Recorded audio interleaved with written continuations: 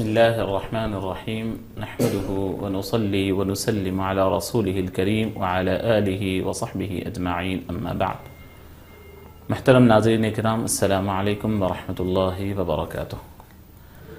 موجودہ حالات کے تناظر میں، سپریم کورٹ کے حالیہ موقف کے تناظر میں، حکومت ہند کی موجودہ فکر کے تناظر میں، یقیناً شریعت اسلامیہ اور خاص طور پر طلاق، اور اس میں بھی 3 طلاق کا موضوع، یہ ہم تمام کے لیے ایک لمحہ فکر بنا ہوا ہے۔ پورے ہندوستان کے حالات کا جائزہ لینا اور تمام سوالات کا جواب دینا مقصد نہیں، کیونکہ اس پروگرام کے جو ویورز اور جو ناظرین ہیں، عمومی طور پر وہ ہمارے اپنی برادری اور مسلمان کے درمیان میں یہ گفتگو کرنا چاہتا ہوں کہ یہ ہماری اپنی چند غلطیوں کی وجہ سے یہ مسئلہ اتنا بڑا ہوا ہے، اور ہم میں بہت سارے لوگ طلاق کے مسئلے کو سمجھ نہیں پائے۔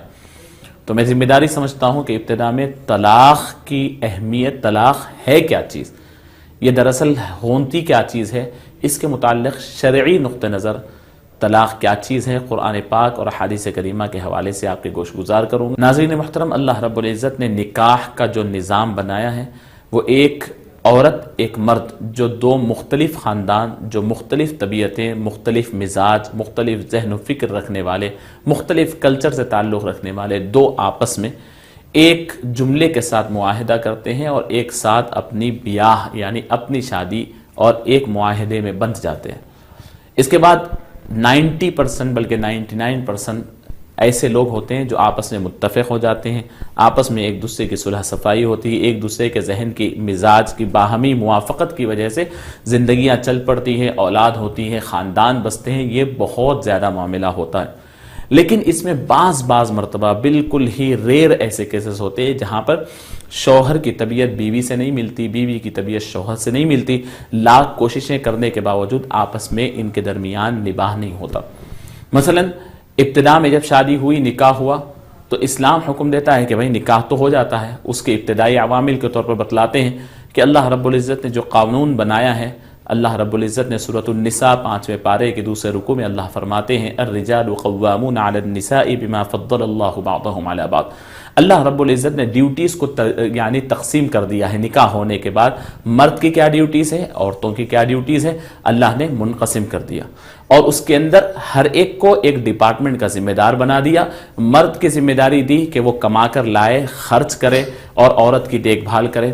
عورت کی ذمہ داری اللہ رب العزت نے دی کہ وہ گھر کے معاملات کو دیکھیں، گھر کے معاملات کا انچارج عورت کو بنایا، باہر کے معاملات کا انچارج مرد کو بنایا، اور ان دونوں کے معاملات کو تقسیم کر دیا۔ اور آگے اللہ رب العزت فرماتے ہیں یہ زندگی گزرنے کے درمیان اگر عورت سے مرد کو یا مرد سے عورت کو کسی قسم کا اختلاف آ جائے، اور یہ دیکھیں کہ عورت نافرمانی کرنے لگے کسی طریقے سے، تو اللہ رب العزت یہاں سے مسائل بتانا شروع کرتے ہیں۔ فرماتے ہیں وَإِنْ خِفْتُمْ شِقَاقَ بَيْنِهِمَا، اللہ رب العزت پہلے فرماتے ہیں الرِّجَالُ قَوَّامُونَ عَلَى النِّسَاءِ بِمَا فَضَّلَ اللَّهُ بَعْضَهُمْ عَلَى بَعْضٍ وَبِمَا أَنفَقُوا مِنْ أَمْوَالِهِمْ فَالصَّالِحَاتُ قَانِتَاتٌ حَافِظَاتٌ لِلْغَيْبِ بِمَا حَفِظَ اللَّهُ وَاللَّاتِي تَخَافُونَ نُشُوزَهُنَّ۔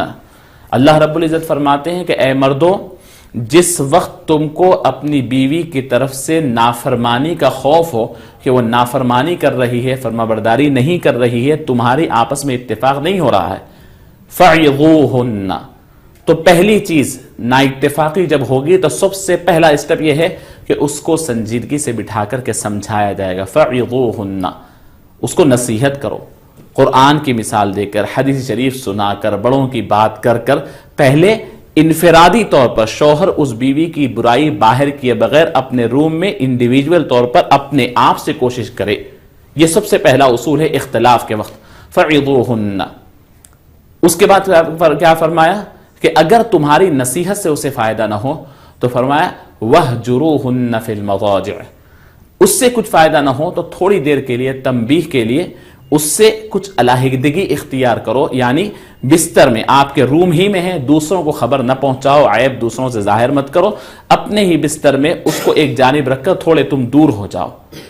وَاهْجُرُوهُنَّ فِي الْمَضَاجِعِ، بستر ایک ہی ہو لیکن کچھ دیر ہو جاؤ، بتاؤ کہ بھئی تمہاری اس حرکت کی وجہ سے میں ناراض ہوں، تھوڑی دور کرو.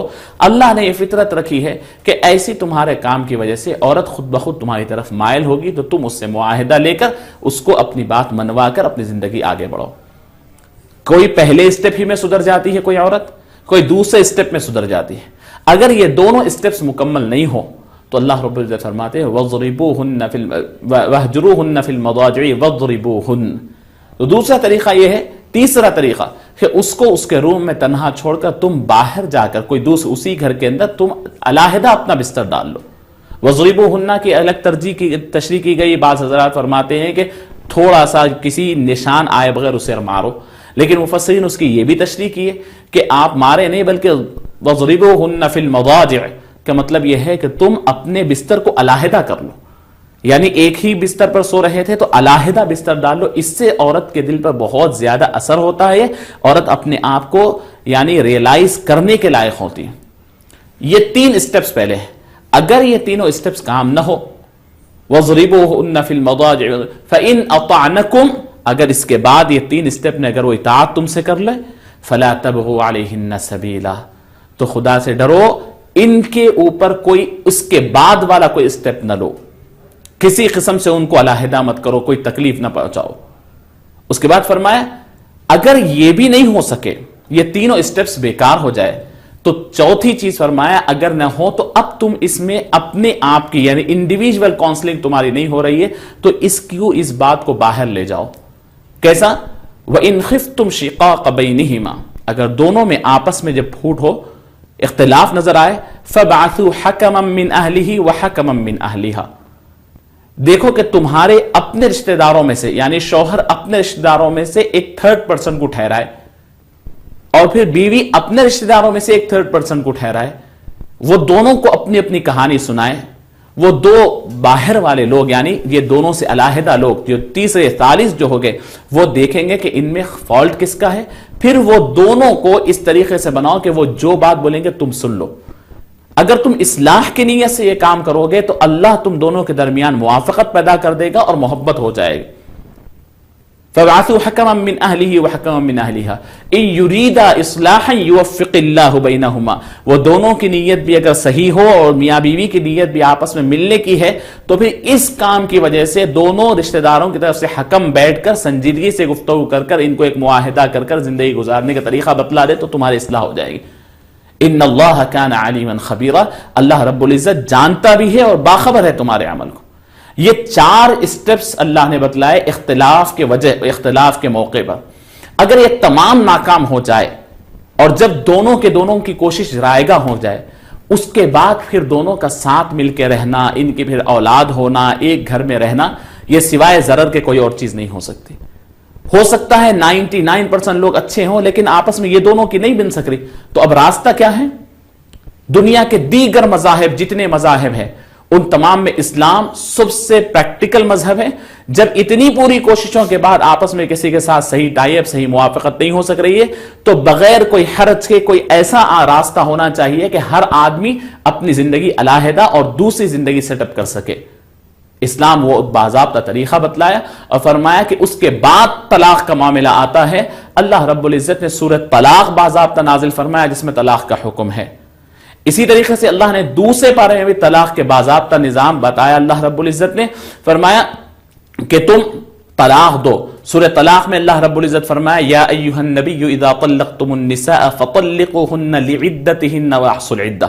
یہ طلاق رجعی کا حکم ہے، یعنی جو ایک وقت اگر آپ کی بیوی نہیں مانتی ہے تو پھر اسے ایک وقت طلاق دو، اس کی عدت کے شروع میں طلاق دو اور اس کے بعد عدت گنتے جاؤ. ایک طلاق رجعی، اب وہ طلاق دے دینے سے ایک طلاق آپ کہہ دو کہ یہ میں تم کو طلاق دیتا ہوں، اب میں تم کو چھوڑ دیتا ہوں، ایک طلاق دے دیا.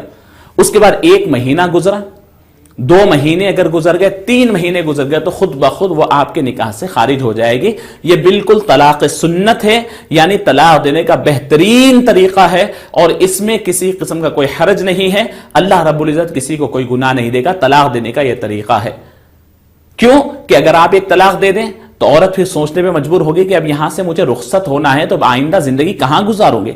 والدین مجھے رکھ سکیں گے یا نہیں؟ پھر دوسرے میرا کوئی بھائی رکھ سکے گا یا نہیں؟ تو اس میں سوچنے کا موقع اسے ہوگا 3 مہینے تک. اگر پھر وہ سرنڈر ہو جائے, اپنی غلطیوں سے رجوع ہو جائے, آپس میں موافقت ہو جائے, تو پھر یہ ہوگا کہ پھر یہ اپنے شوہر سے بات کرے گی. شوہر رجوع کرنے کا اس کو اختیار ہوگا, 3 مہینوں کے اندر رجوع کر لے تو پھر ان کی زندگی آپس میں چلے گی. ایسا اگر نہیں ہے تو پھر دوسرے پارے میں اللہ رب العزت نے طلاق کے متعلق فرمایا الطلاق مرتان, 2 طلاق جو ہوتے ہیں, ٹھیک ہے, آپ 2 طلاق دے رہے ہیں تو فرمایا 2 طلاق کے بعد بھی آپ کو اجازت ہے فَإِمْسَاكُمْ بِمَعْرُوفٍ أَوْ تَسْرِيحٌ بِإِحْسَانٍ. چاہے تو آپ 2 طلاق دینے کے بعد اگر بیوی آپ کی 2-4 روز 15-20 روز 1 مہینہ 2 مہینے کے اندر سدھر جائے تو آپ اچھی نیت کے ساتھ, حسن سلوک کرنے کی نیت کے ساتھ اسے روک سکتے ہیں, یا نہیں تو پھر اس کو آزاد چھوڑ دے سکتے ہیں تاکہ انہیں دوسرا نکاح کر لے, اسے لٹکائے نہ رکھو. فَإِمْسَاكُمْ بِمَعْرُوفٍ أَوْ تَسْرِيحٌ بِإِحْسَانٍ وَلَا يَحِلُّ لَكُمْ أَن تَأْخُذُوا مِمَّا آتَيْتُمُوهُنَّ شَيْئًا إِلَّا أَن يَخَافَا أَلَّا يُقِيمَا حُدُودَ اللَّهِ. اس کے اندر تفصیلی طور پہ اللہ رب العزت 2 طلاق یعنی طلاق بائن کے متعلق طلاق رجعی ایک ہوتی ہے, طلاق رجعی کے بعد 2 طلاق رجعی کا حکم اللہ رب العزت نے بیان فرمایا.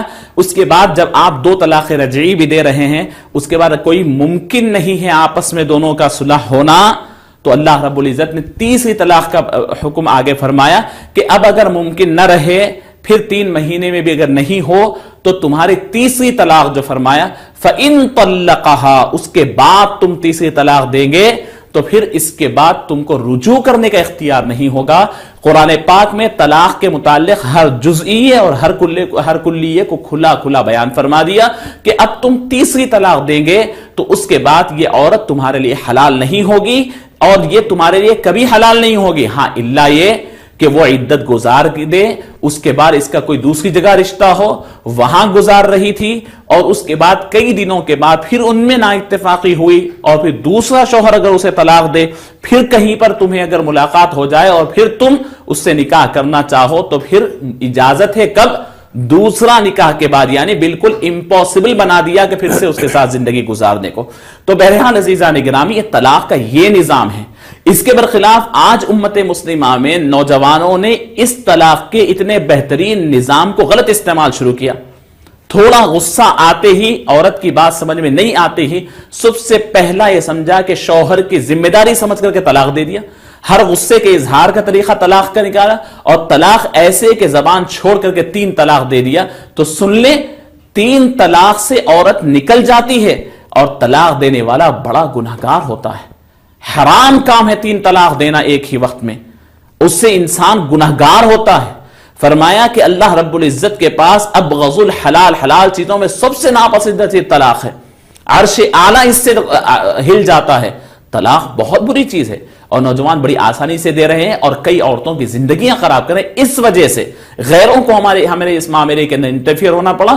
اس میں بڑی غلطی ہماری ہے کہ طلاق کے اس نظام کو ہم نہ سمجھے ہیں, نہ سمجھائے ہیں کہ اسلام میں نظام طلاق کیا ہے. میں نے آپ کے سامنے تفصیلاً رکھا ہے قرآن پاک کی روشنی میں. اور جب 3 طلاق کوئی آدمی دے دیتا ہے, چاہے وہ الگ الگ مجلس میں دے, الگ الگ مہینے میں دے, یا ایک ہی وقت میں دے, ایک لفظ سے دے یا الگ الگ لفظ سے دے, 3 طلاق جب بول دیتا ہے تو پھر اس کے اوپر 3 طلاق پڑھ کر اسی وقت اس کی بیوی اس کے نکاح سے خارج ہو جاتی ہے.